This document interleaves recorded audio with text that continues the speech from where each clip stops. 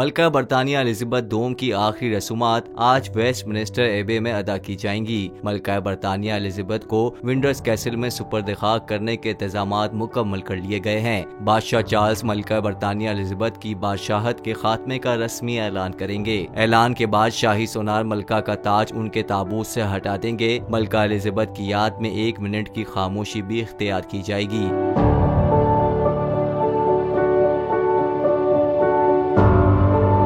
मलका की आखिरी रसूमात की अदायगी के सिलसिले में आज बरतानिया में आम तातील का ऐलान किया गया है। इस मौके पर शमए रोशन करके इन्हें खराज अकीदत भी पेश किया जाएगा। मलका बरतानिया की आखिरी रसूमात को टीवी चैनल्स पर भी बराह रास्त दिखाया जाएगा। बरतानवी हुकूमत के मुताबिक पार्क, चौक, गिरजा घरों में भी आखिरी रसूमात देखने के लिए स्क्रीनें लगाई गई हैं। इसके अलावा मलका बरतानिया एलिजाबेथ दोम की आखिरी रसूमात बरतानिया भर के 125 सिनेमा घरों में दिखाई जाएगी।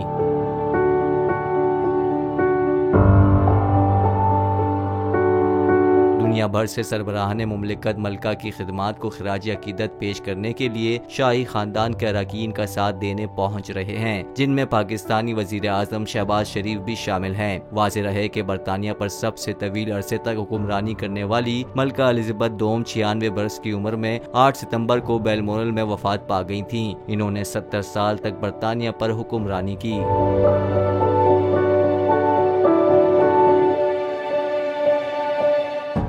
मैं हूं इमरान रियाज खान। अब आप मुझे देख पाएंगे सिर्फ बोल न्यूज़। इमरान रियाज खान साहब जो हैं वो बोल फैमिली का हिस्सा बन गए हैं। बड़े अरसे बाद किसी चैनल ने हौसला किया है, तो मुझे ऐसा लगता था कि हमें बोलने की इजाजत नहीं मिलेगी, लेकिन बोल ने डिसाइड किया कि बोलने की इजाजत वो लेकर देंगे। मुझे बोल की एक चीज बहुत अच्छी लगी कि बोल ने कैटेगोरिकली कहा कि जो करना है करो, हमने अपना कोई बंदा नहीं निकालना।